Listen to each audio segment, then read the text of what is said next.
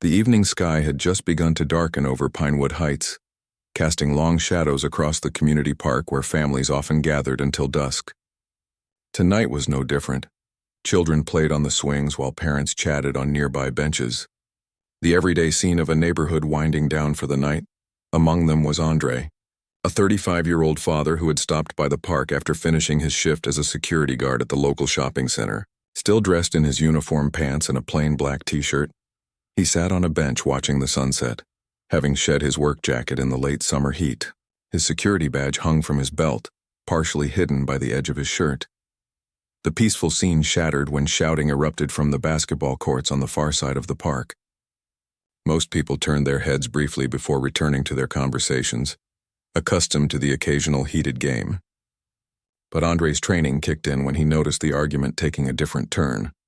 A young man, barely out of his teens, was gesturing wildly, his face twisted with emotion as he argued with a group of other young men. "You don't understand. Nobody ever understands," the young man shouted, his voice cracking. Andre watched carefully, years of security work having taught him to read situations before they escalated. When the young man reached behind his back and several people suddenly scattered from the basketball court, Andre was already on his feet. "I'm tired of being pushed around," the young man yelled, pulling out a handgun and waving it erratically. He didn't point it at anyone specifically, but the mere presence of the weapon sent the remaining people on the court running for cover. The park erupted into chaos. Parents grabbed their children, abandoning strollers and toys as they fled. Some ran for their cars while others ducked behind trees and playground equipment. Screams echoed across the once peaceful space. Andre moved toward the basketball court, keeping his movement slow and deliberate. His mind raced through his training: create distance, find cover, call for help. But something in the young man's posture told him this wasn't a hardened criminal. This was someone in crisis, someone who might be talked down. "Hey there," Andre called out, his voice calm but firm as he stopped about 20 feet away. "Why don't we talk about whatever's going on?" The young man spun toward him, the gun shaking in his inexperienced grip. "Stay back! I don't want to talk to anybody." Andre raised his hand slowly to shoulder height, palms forward. "I hear you. You're upset, and that's okay. My name's Andre. I'm just concerned about what happens next." For several tense moments, the young man said nothing, his breathing heavy and irregular. Nearby, a woman had called 911, her hushed voice carrying in the now empty playground as she described a man with a gun at Pinewood Heights Park. "Everyone thinks they know what I need," the young man finally said, his voice quieter now. "Nobody listens." "I'm listening," Andre replied, not moving any closer. "And that gun?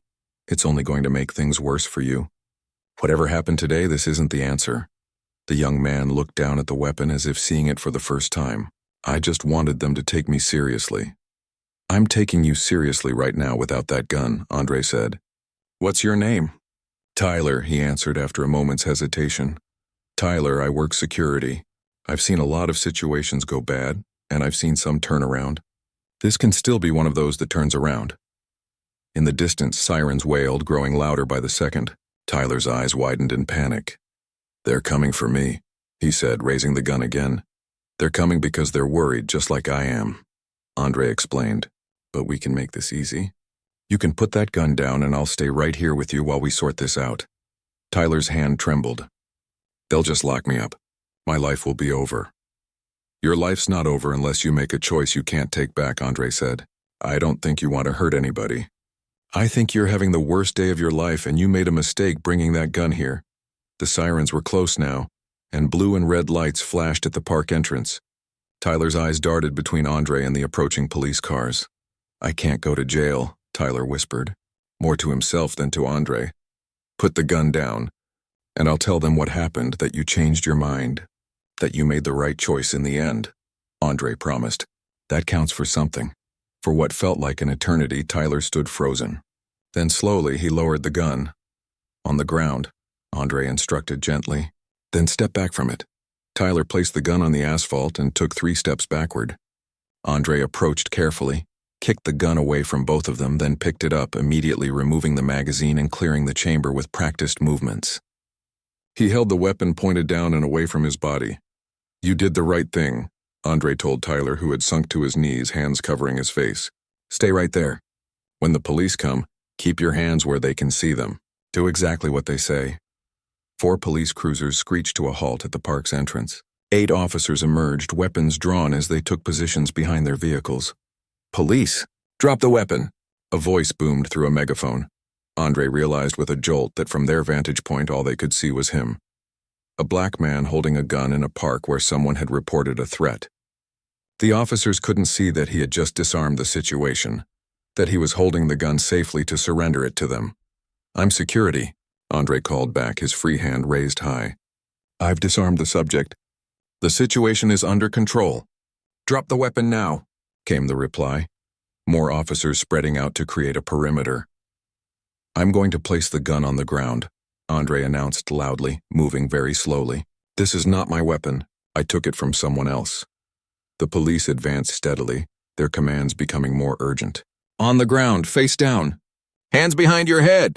Andre carefully placed the gun on the grass, then raised both hands. The gun is down. I am not armed. I am a security officer. I was helping. The officers continued forward, weapons trained on him, not on Tyler, who remained kneeling several yards away. On the ground now, an officer shouted again. Andre slowly got down on his knees, then lay face down on the grass, placing his hands behind his head as instructed. He turned his face to the side, watching as 4 officers approached him with weapons drawn, while others secured the perimeter. By now, some of the people who had fled to the parking lot had returned, watching from a safe distance. A few had phones out, recording the scene unfolding before them. Andre could hear murmurs from the crowd. That's not right. He helped that kid. He's the security guard, not the one with the gun. Why are they pointing guns at him? The first officer reached Andre, roughly pulling his arms behind his back to handcuff him. The cold metal closed around his wrists with a definitive click. Sir, you need to listen to me, Andre said calmly despite his racing heart. I'm Andre Wilson. I work security at Westfield Mall. My ID is on my belt. The young man over there had the gun. I talked him down and secured the weapon. I was waiting for you to arrive so I could turn it over properly. Stop talking, the officer replied, conducting a pat-down search. Another officer approached Tyler, who was still kneeling with his hands now raised. Unlike with Andre, this officer approached more cautiously, speaking in a controlled tone. Are you injured? Are you the one who called this in? No, Tyler responded, his voice barely audible. He pointed toward Andre. He stopped me. I had the gun. He talked to me until I gave it up. The officer questioning Tyler paused, looking back at his colleagues who were still securing Andre. Something in his expression changed as he processed this information. Meanwhile, a small crowd had gathered at the police line, several people trying to explain what they had witnessed. One woman was particularly vocal. He's the good guy. He stopped that young man from doing something terrible. Why is he in handcuffs? The senior officer on scene, a sergeant with graying hair at his temples, approached Andre, who remained face down on the grass. He crouched beside him. Is what they're saying true? You disarmed the subject? Yes, sir, Andre replied evenly. The gun is clear, magazine removed, chamber empty. I was waiting for police to arrive to turn it over. My security ID is on my belt if you want to verify who I am. The sergeant signaled to the officer who had handcuffed Andre. Check his ID. The officer pulled the badge from Andre's belt, examining it closely before passing it to the sergeant. Andre Wilson, Westfield Mall Security, the sergeant read aloud. He was quiet for a moment, looking between Andre, the secured weapon on the grass, and Tyler, who was now sitting on a park bench speaking with another officer. The world around them seemed to hold its breath as the sergeant made his decision. Uncuff him, he finally ordered. And just like that, the tension shifted. But as the handcuffs were removed and Andre was helped to his feet, the true story was only beginning to unfold. A story that would challenge assumptions, change perspectives, and ultimately bring a community to its knees. Andre rubbed his wrists where the handcuffs had left faint red marks. The metal had been tight, standard procedure he knew, but uncomfortable all the same. Around him, the scene at Pinewood Heights Park was transforming from an emergency response to an investigation. Police officers moved with purpose, stringing yellow tape around the basketball court while others interviewed witnesses scattered across the park. Mr. Wilson, the sergeant said, extending a hand. I'm Sergeant Rivera. I owe you an apology for how this went down. Andre accepted the handshake with a nod. You responded to a man with a gun. I understand the protocol. Still, Rivera said, we got it wrong in the first assessment. That doesn't sit right with me. A female officer approached with Andre's security badge, returning it to him. Thank you for your assistance today, sir, she said, her tone professional but warmer than before. We'd like to get your full statement when you're ready. The crowd that had gathered behind the police line had grown. Phones were still out, recording everything. Andre could hear snippets of their conversations, some expressing relief, others anger at how quickly he had been handcuffed. A few people called out words of support. You did good, brother. They should be thanking you. Sergeant Rivera noticed Andre glancing at the onlookers. Word travels fast these days, he said. Half the neighborhood probably has footage of what happened. That's not always a bad thing, Andre replied, thinking of how differently this might have ended without witnesses. Across the park, Tyler sat in the back of an ambulance, a blanket draped over his shoulders despite the warm evening. He wasn't handcuffed, but two officers stood nearby, occasionally asking questions that Tyler answered with short, subdued responses. A paramedic checked his vitals, probably looking for signs of drug use or extreme distress. What's going to happen to him? Andre asked, nodding toward Tyler. Rivera followed his gaze. That depends. First offense, seemingly no intent to actually harm anyone, but brandishing a firearm in a public park? That's serious. We'll need to find out where he got the gun.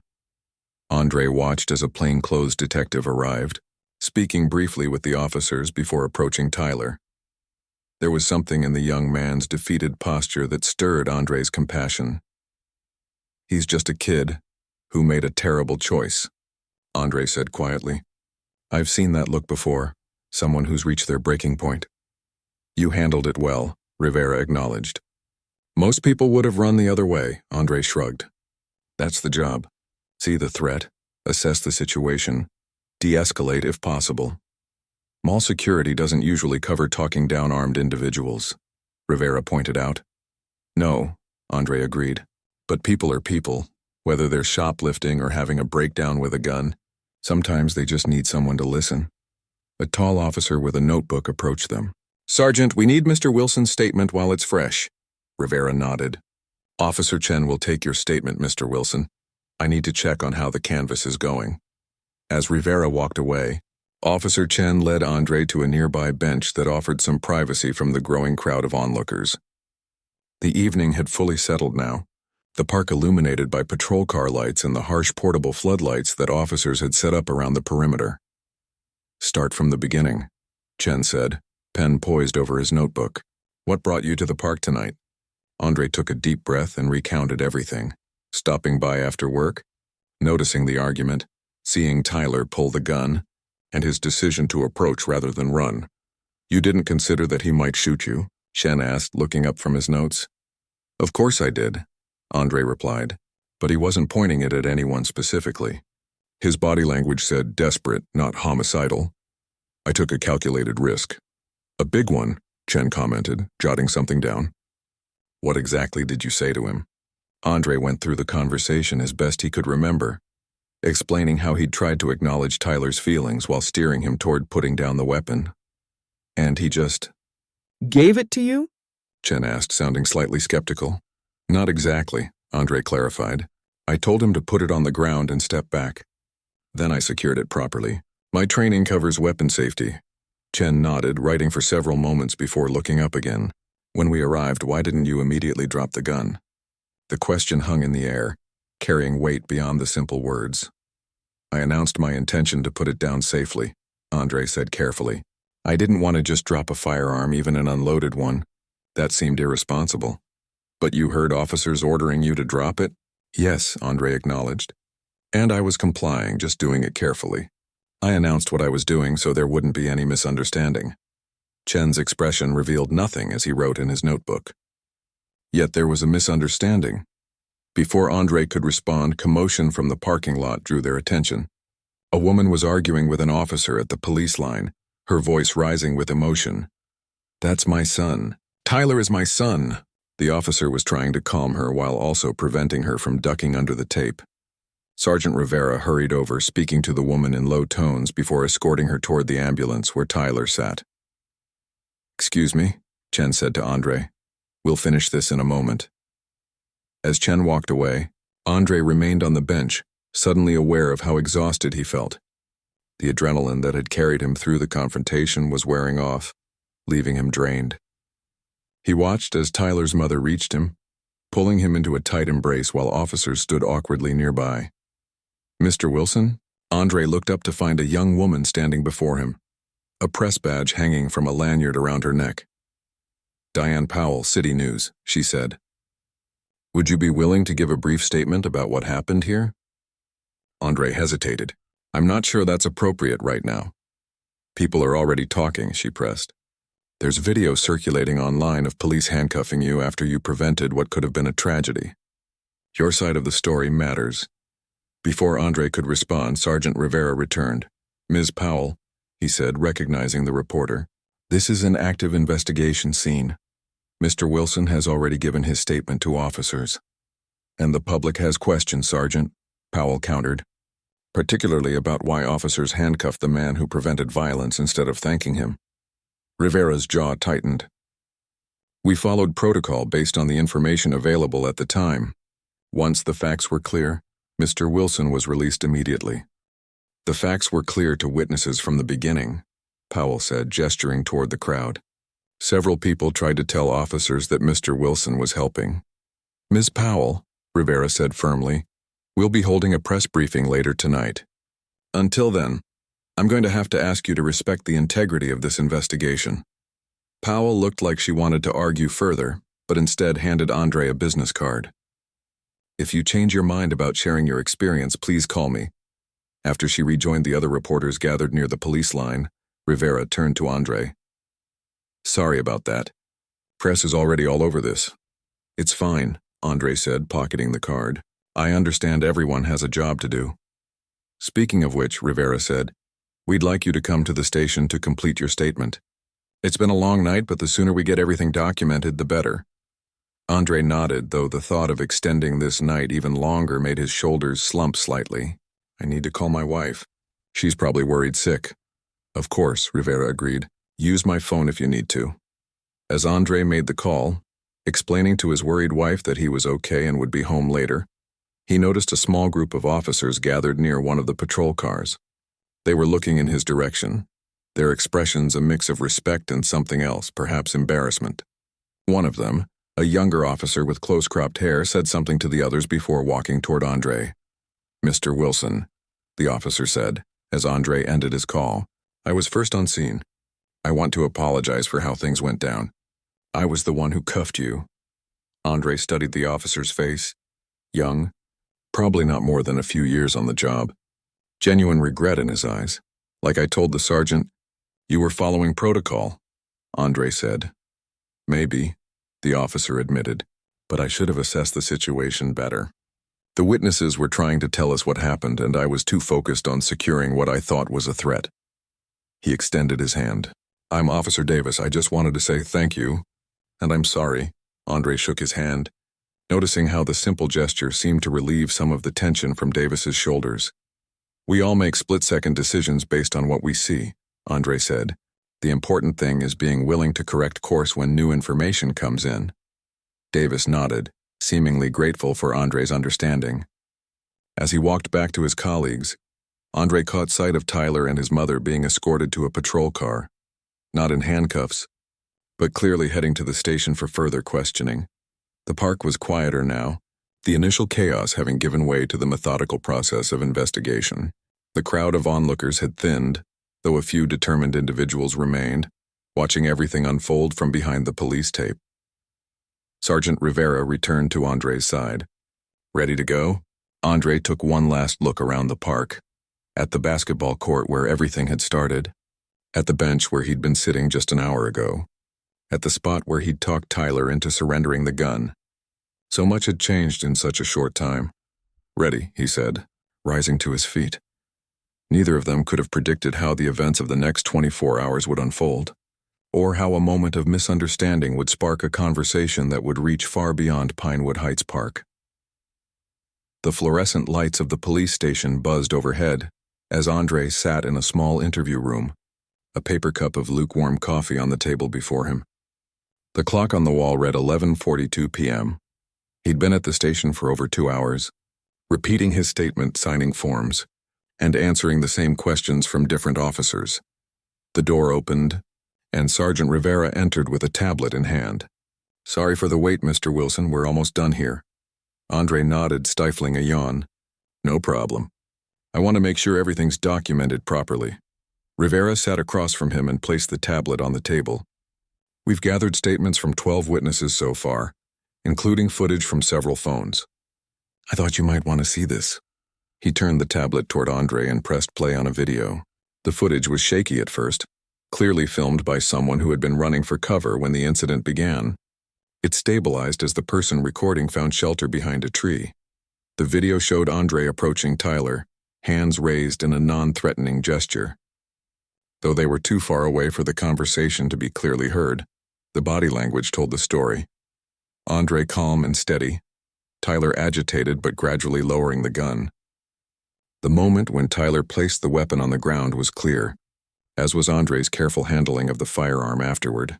Then came the arrival of the police, the shouted commands, Andre's slow compliance, and finally, him being handcuffed face down on the grass while bystanders protested. "That's just one angle," Rivera said, stopping the video. "We have 3 others plus the body cam footage from responding officers. It all tells the same story." He looked directly at Andre. "You saved lives today." Andre shook his head slightly. "I just did what seemed right in the moment." "What seemed right could have gotten you killed," Rivera pointed out. "Either by the young man with the gun or by responding officers who misread the situation." The weight of those words hung in the air between them. They both knew how easily things could have gone wrong. "What's happening with Tyler?" Andre asked, changing the subject. Rivera leaned back in his chair. "His mother's with him now. He's cooperating, told us where he got the gun. Turns out it was his stepfather's, kept in an unlocked drawer at home." He sighed. "The kid's been dealing with bullying at school, plus his parents are going through a rough divorce. Today some guys at the park were giving him a hard time and he just snapped." "Is he being charged?" "That's up to the DA," Rivera said. "But given his age, clean record, and the circumstances, he'll likely get a combination of probation and mandatory counseling. His mother's already talking about moving him to a different school." Andre nodded, relieved. "He's young. He deserves a chance to learn from this mistake." "Not everyone gets that chance," Rivera said quietly, and something in his tone made Andre think he was referring to more than just Tyler's situation. A knock at the door interrupted them. Officer Chen entered with a folder. "Sergeant, the chief is asking about the Wilson statement, and there's something else you should see." He handed Rivera the folder, which contained several printed pages. Rivera scanned the contents, his expression growing more serious with each page. "How many views so far?" "Over 50,000 and climbing," Chen replied. "It's being shared across all platforms." Andre raised an eyebrow. "What is it?" Rivera hesitated before turning one of the pages toward Andre. It was a printout of a social media post with the video he'd just watched, but the caption above it read, "Police handcuff black hero who disarmed gunman. Another case of shoot first, ask questions later." "The videos are everywhere," Chen explained. "Local news picked it up about an hour ago. The department's getting flooded with calls and messages." Andre sighed, running a hand over his face. "This isn't what I wanted." "I know," Rivera said, "but it's happening anyway. The chief is preparing a statement now. He'd like you to be there when he addresses the press." "Tonight?" Andre asked, fatigue evident in his voice. "First thing tomorrow," Rivera clarified. 8 a.m. briefing. The media's already spinning this and we need to get ahead of it." Andre thought of his wife waiting at home, worried sick despite his phone call. He thought of his regular security shift tomorrow afternoon. "I don't know, Sergeant. I'm not looking to be in the spotlight." "I understand," Rivera said, "but your presence would help show that we're working together on this, not at odds. The department wants to acknowledge your actions properly." Before Andre could respond, his phone buzzed with a text message. It was from his wife. "Are you okay? News showing video of you at park." Calling, but no answer. "I need to call my wife," Andre said, standing up. "She's seeing the news." Rivera nodded. "Use my office for privacy. Down the hall, 3rd door on the right." Andre stepped into the hallway, suddenly aware of the increased activity in the station. Officers who had been on duty during the park incident were returning with evidence bags and statements. Others were gathered around computer screens, likely watching the viral videos. Several of them nodded respectfully as he passed. In Rivera's office, Andre called his wife and spent several minutes reassuring her that he was fine, just tired, and would be home soon. Yes, the videos were real. No, he wasn't injured. Yes, the police were being respectful now. You could have been killed, she said, her voice breaking slightly. But I wasn't, he replied gently. Everything turned out okay. This time, she said, promise me you won't do anything like that again. Andre was silent for a moment. Could he really make that promise? I'll be home soon, he said instead. I love you. After ending the call, he stood by Rivera's desk, noticing the family photos there. The sergeant with a woman and 2 teenage boys, all smiling on a fishing trip. It was a reminder that behind the uniforms and badges were people with families who worried about them too. When he returned to the interview room, Rivera was alone. The folder of printouts closed on the table. Everything okay at home? Rivera asked. Andre nodded.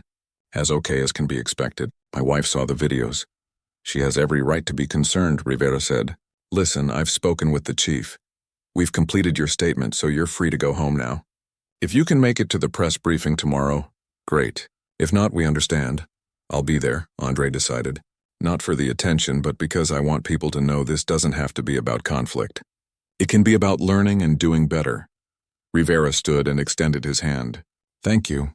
And for what it's worth, I'm sorry about how this started. We need to do better. As they shook hands, Officer Davis appeared at the door. Sergeant, the chief wants all responding officers in the conference room, and Mr. Wilson's ride is here. Ride? Andre asked. I arranged for a patrol car to take you home, Rivera explained. It's late, and you've been through enough tonight. The gesture surprised Andre. Thank you.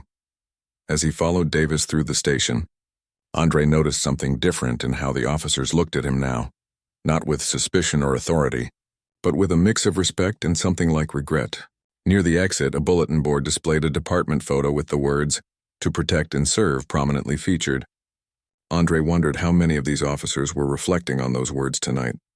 Outside, a young female officer waited beside a patrol car. Mr. Wilson? I'm Officer Taylor. I'll be driving you home tonight. The ride was mostly quiet, with Taylor occasionally commenting on the neighborhoods they passed or asking simple questions about Andre's work as a security guard. It was small talk, but it felt like a genuine attempt at connection. As they turned onto Andre Street, Taylor spoke up. My brother works security too. Mall over in Riverside. He always says people don't appreciate how much security officers do to prevent problems before they start. Andre nodded. Most days that's exactly the job. Notice things before they become incidents. Like today, Taylor said, pulling up in front of Andre's house. Today was different, Andre admitted. Today was instinct. Good instincts, Taylor replied. I hope if I'm ever in a situation like that, I make the right call too. The porch light was on and Andre could see his wife's silhouette in the window, waiting. Thank you for the ride, he said, opening the door. Mr. Wilson, Taylor said before he stepped out. For what it's worth, a lot of us at the station are glad it was you there today. Someone who kept a cool head when it mattered most. Andre nodded in acknowledgement, too tired for more words. As he walked up the path to his front door, the patrol car remained parked, Taylor waiting until he was safely inside before driving away. His wife met him in the hallway, wrapping him in a tight embrace without words. Over her shoulder, Andre could see their living room TV still on, muted news coverage showing the park incident. His own face looked back at him from the screen, a stranger caught in an extraordinary moment. Tomorrow would bring reporters, questions, and a spotlight he'd never sought. But tonight, in the quiet of his home, Andre simply held his wife and breathed deeply, grateful for the simple miracle of making it home safely, something he knew not everyone had the privilege to take for granted. The clock on the mantel read 12:36 a.m. In just over 7 hours, he would stand beside police leadership as they addressed the public about what happened at Pinewood Heights Park. What began as a routine evening had somehow placed him at the center of a conversation the entire city would soon be having. Morning arrived too quickly. Andre had barely slept. his mind replaying the events at the park, the interviews at the police station, and the knowledge that videos of the incident were spreading across the internet. He stood in his bathroom, staring at his reflection as he knotted his tie. Not his security uniform today, but a simple navy blue suit his wife had laid out for him. "For the cameras," she'd said quietly. The local news played from the bedroom TV, the anchor's voice drifting through the open door. What many are calling a case of racial profiling that could have ended tragically. The police department has scheduled a press conference for 8 o'clock this morning to address the incident. Andre's wife appeared in the doorway, concern etched on her face. "You don't have to do this." "Yes, I do," he replied, straightening his tie. "If I don't show up, people will think I'm angry that I'm making this about division. That's not what I want." She stepped forward, adjusting his collar with gentle hands. "You always try to be the peacemaker, even when you have every right to be upset." "Being upset doesn't solve anything," Andre said. "Besides, the department is trying to do the right thing now." His phone buzzed, a text from Sergeant Rivera. "Car outside whenever you're ready." True to his word, a police cruiser waited at the curb, though not a marked patrol car. This one was an unmarked department vehicle with Rivera himself behind the wheel. Andre kissed his wife goodbye and walked down the path, aware of neighbors watching from windows and porches. The story had clearly spread through the neighborhood overnight. "Morning," Rivera said as Andre slid into the passenger seat. The sergeant looked tired, dark circles under his eyes suggesting he'd gotten even less sleep than Andre. "How are you holding up?" "Been better," Andre admitted. "Been worse too." Rivera nodded, pulling away from the curb. "The chief wanted me to brief you on how this will go. We'll enter through the back to avoid the crowd out front. The press conference is in the main briefing room. Chief Wilson will make a statement, then introduce you. You don't have to say much, just a brief statement if you want, or you can decline to speak. After that, the chief will take questions, not you." "How bad is it out there?" Andre asked. Rivera's grip tightened on the steering wheel. "The videos have over 1 million views combined now. National news picked it up about an hour ago. Social media is, well, you can imagine. Half the comments want us defunded, the other half are defending us. Very few people actually waiting to hear the full story." They drove in silence for a few blocks before Andre spoke again. "What about Tyler?" "His mother took him home last night. The DA is reviewing the case this morning, but it's looking like diversion program, counseling, community service. No charges that would follow him into adulthood." "Good," Andre said. "He needs help, not punishment." As they approached the police headquarters, Andre could see the crowd gathered out front. News vans with satellite dishes, reporters with microphones, and a surprising number of ordinary citizens holding signs. Some read "Justice for Andre," while others said "Reform Now" or "Accountability Matters." "Wow," Andre breathed. "All this happened overnight?" "Welcome to the age of viral video," Rivera said grimly, turning into an alley that led to a rear entrance. Everyone has an opinion within seconds of seeing a 30-second clip.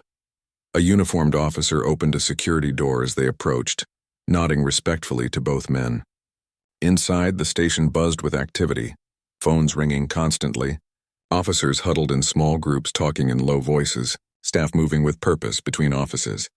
"This way," Rivera directed, leading Andre down a corridor to a small conference room. "You can wait here until we're ready. There's coffee, water, whatever you need." "Who else will be at the press conference?" Andre asked. "The chief, obviously. The mayor's office sent someone. The police commissioner and—" Rivera hesitated. "Tyler and his mother will be there too." Andre raised his eyebrows in surprise. "Whose idea was that?" "The chief's," Rivera admitted. "He thinks it's important to show the complete picture. You, the department, and the young man whose life you saved. Show that this isn't just about what went wrong, but also what went right." Before Andre could respond, the door opened and a tall, gray-haired man in a crisp uniform entered. Chief Wilson had the bearing of someone used to command, but today his expression was solemn, almost humble. "Mr. Wilson," he said, extending his hand. "I'm Chief Wilson. Thank you for coming." Andre shook his hand. "Seems we share a name." The chief smiled slightly. "Indeed we do, though I suspect yours is getting more recognition today." He gestured for Andre to sit. "I wanted to speak with you privately before we go out there." Rivera excused himself, leaving the two men alone. "First," the chief began, "I want to personally apologize for how you were treated yesterday. I've reviewed all the footage. both from civilian phones and our officers' body cams. While my officers followed protocol based on the information they had at the time, it's clear that we need to do better. Andre nodded, but said nothing. Second, the chief continued, I want to thank you. Your actions yesterday prevented what could have been a tragedy. You showed courage, compassion, and remarkable judgment in a crisis. The kind of judgment I wish all my officers demonstrated consistently. I appreciate that, Andre said. But I'm not interested in being held up as an example to shame your department. That doesn't help anyone. The chief studied him for a moment. You're not what I expected, Mr. Wilson. What did you expect? Someone angry. Someone looking to leverage this situation. Andre shook his head. I'm not angry. Concerned, yes, about how quickly things could have gone wrong. About a system where a black man holding a gun, even after disarming someone, is automatically seen as the threat.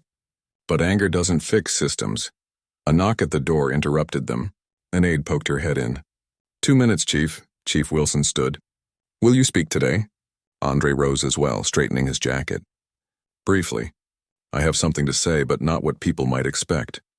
The main briefing room was packed, standing room only, with cameras set up along the back wall. As Andre entered behind the chief, flashbulbs popped and reporters called out questions that were ignored. At a long table facing the room sat the mayor's representative, the police commissioner, and Sergeant Rivera. 2 empty seats remained, one for the chief and one presumably for Andre.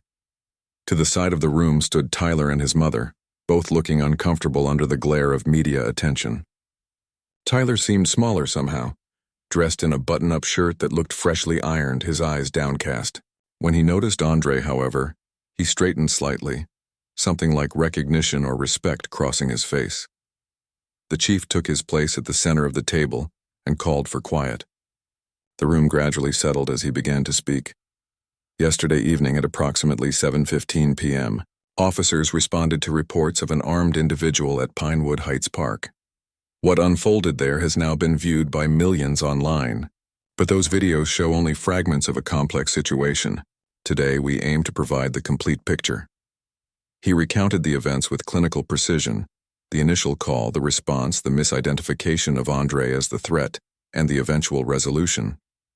He did not make excuses for the officers' actions, but placed them in context of protocol and training.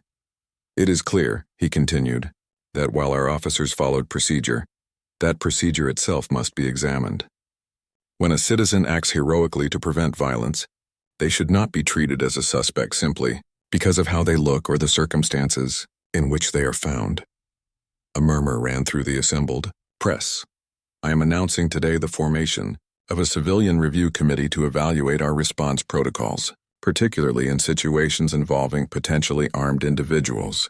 This committee will include community members, civil rights attorneys, and mental health professionals. The chief then turned slightly.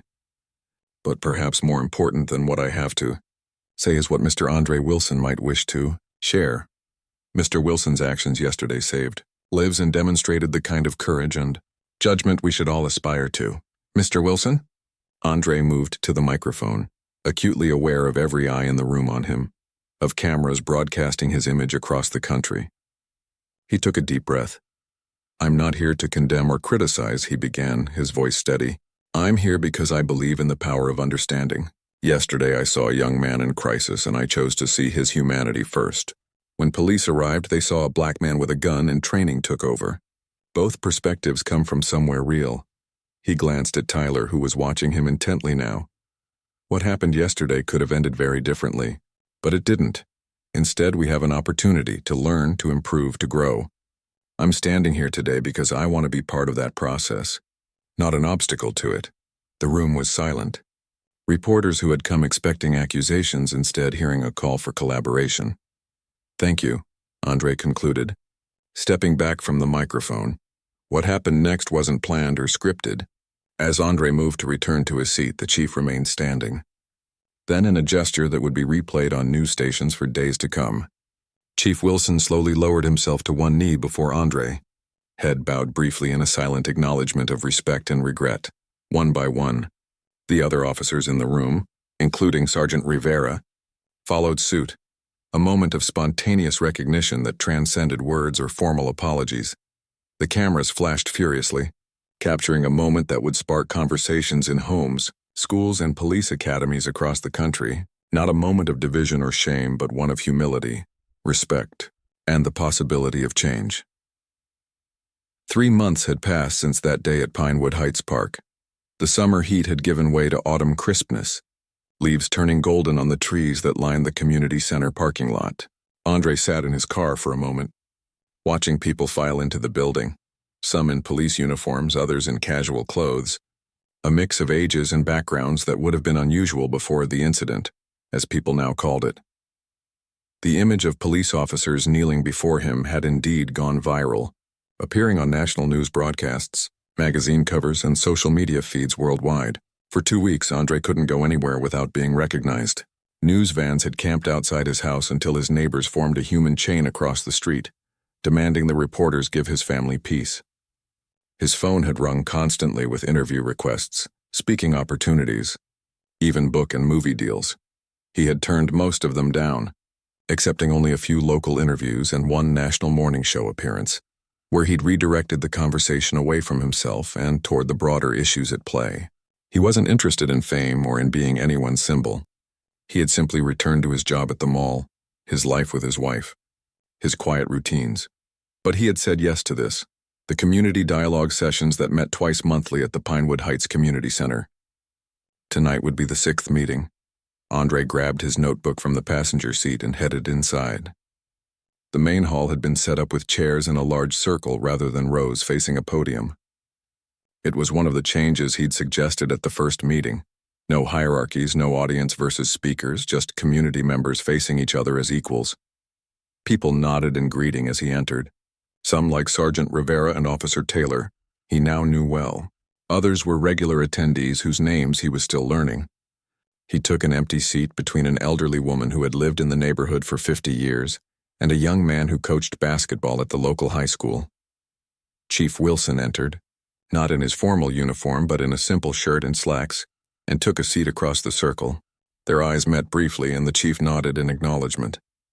Their relationship had evolved into something like mutual respect, though they still disagreed on many issues. At precisely 7 o'clock, a woman named Patrice, who served as the group's facilitator, called the meeting to order. Welcome, everyone, to our 6th community dialogue session. For those joining us for the first time, we begin by reviewing our ground rules. Speak from your own experience, listen to understand, not to respond. And remember that the goal is, not to win arguments, but to build understanding. She gestured to a large sheet of paper on the wall where these rules were written alongside others developed over previous meetings. Tonight, she continued, we'll be discussing the preliminary findings from the Review Committee on Police Response Protocols, particularly regarding situations involving potentially armed individuals. Chief Wilson has agreed to present these findings, after which we'll open the floor for discussion. The chief stood, holding a few printed pages. Thank you, Patrice. As many of you know, following the events at Pinewood Heights Park, we formed a committee of officers, community members, and experts to review our protocols. Their full report won't be finished for another month, but they've provided some initial recommendations I'd like to share. He outlined several proposed changes: additional training for officers in de-escalation techniques, revised protocols for approaching scenarios with limited information, and a new emphasis on gathering eyewitness input before taking action when possible. Most significantly, he said, the committee has recommended that we implement what we're calling the Wilson Protocol, named not after me, but after Andre. Andre looked up in surprise. This was the first he'd heard of it. The Wilson Protocol, the chief explained, creates a mandatory pause for assessment in potentially armed situations where there is no active shooting. It requires officers to take cover, observe, gather information from witnesses when possible, and make contact verbally before approaching. Essentially, it institutionalizes the thoughtful assessment that Andre demonstrated that day at the park. Murmurs of approval rippled through the circle. Andre felt a mixture of pride and discomfort at having his name attached to department policy. After the chief finished, people began to share their thoughts, some supportive, others questioning whether the changes went far enough. The discussion was spirited but respectful, a far cry from the tension that had filled the first meeting 3 months ago. About halfway through the evening, the door at the back of the room opened and a familiar face slipped in quietly. Tyler, the young man from the park, took a seat in the circle. He looked different now, more confident, his posture straighter, his eyes clearer. He had completed his community service hours helping at a youth center and was now volunteering there regularly. When there was a natural pause in the conversation, Tyler raised his hand. "I haven't spoken at these meetings before," he began, his voice soft but steady. "But I wanted to say something tonight." All eyes turned to him, and Andre felt a protective instinct rise within him. He caught Tyler's eye and gave him an encouraging nod. "I made a terrible mistake that day at the park," Tyler continued. "I was angry and scared and thought a gun would make me powerful. Instead, it nearly ruined my life and could have hurt others." He looked directly at Andre. "But someone saw me as a person, not just a threat. And that changed everything. The police officers who came later, they didn't see Mr. Wilson the same way he saw me. They saw danger first, and I understand that because that's how I was thinking too, before he talked to me." The room was completely silent now. Everyone focused on Tyler's words. "I'm in counseling now, and my therapist talks about patterns, how we get stuck seeing things one way. Mr. Wilson broke that pattern for me. And what happened afterward with the videos and the kneeling in these meetings, maybe that's breaking patterns too." Andre felt a lump in his throat. This was the first time he'd heard Tyler speak so openly about that day. "I just wanted to say thank you," Tyler concluded. "To Mr. Wilson, obviously, but also to everyone here trying to make things better instead of just being angry." The discussion that followed was thoughtful and nuanced, touching on perceptions, assumptions, and the possibility of change, both personal and institutional. As the meeting wound down, people broke into smaller conversations, some sharing coffee at the back table, others exchanging contact information. Andre found himself approached by a group of young officers in training who had been observing the meeting. One of them, a fresh-faced recruit who couldn't have been more than 22, asked, "How did you know to approach the situation that way? Was it your security training?" Andre considered the question. "Partly, but mostly it was remembering that behind every crisis is a person. When you see the person first and the threat second, you make different choices." As the room gradually emptied, Andre noticed Tyler sitting alone, scrolling through his phone. He walked over and sat beside him. "It took courage to speak tonight," Andre said. Tyler shrugged slightly. "Not compared to what you did. Different kind of courage. Facing yourself is often harder than facing others." They sat in comfortable silence for a moment before Tyler spoke again. "My counselor says I should find purpose from what happened. Turn it into something good. What do you think that might be?" Andre asked. "I'm not sure yet," Tyler admitted. "But I'm looking at programs in conflict resolution at the community college. Thought maybe—" He trailed off, suddenly self-conscious. "That sounds like a good direction," Andre encouraged. "The world needs more people who can talk others down instead of escalating situations." As they walked out to the parking lot together, Chief Wilson approached, falling into step beside them. "Good meeting tonight," the chief said. "Tyler, thank you for sharing your perspective. It's valuable for my officers to hear." Tyler nodded, surprised by the acknowledgement. "Thanks for letting me be part of it." They reached Andre's car first. Before getting in, Andre looked between Tyler and the chief, two people who 3 months ago had been on opposite sides of a potential tragedy. Now they stood together under the glow of a streetlight, connected by an experience that could have divided them but had somehow done the opposite. "Same time next week?" the chief asked. "The training committee wants your input on the new de-escalation curriculum." Andre nodded. "I'll be there." As he drove home through the quiet streets of Pinewood Heights, Andre reflected on how much had changed and how much hadn't. The problems that had led to that day in the park weren't solved. The system hadn't been magically fixed by one viral moment or a handful of community meetings, but something had shifted. Conversations were happening that hadn't before. People were listening who had previously been talking past each other. Small changes were taking root that might, over time, grow into something transformative. His phone buzzed with a text from his wife. "Meeting go okay?" He smiled and dictated a response at the red light. "Yeah, coming home now. It's a start." And that, Andre thought as the light turned green, was perhaps the most important truth of all. Not that everything had been resolved in one dramatic moment of officers kneeling before him, but that the moment had been exactly what he'd called it at the press conference, an opportunity. One that people on all sides were, imperfectly but sincerely, trying to seize. The real work happened in the days, weeks, and months that followed, in community centers and training rooms, in revised protocols and honest conversations, in seeing each other, truly seeing each other as people first. It wasn't a perfect ending, but it was. Andre decided as he turned onto his street and saw the warm glow of his porch light waiting for him. A beginning.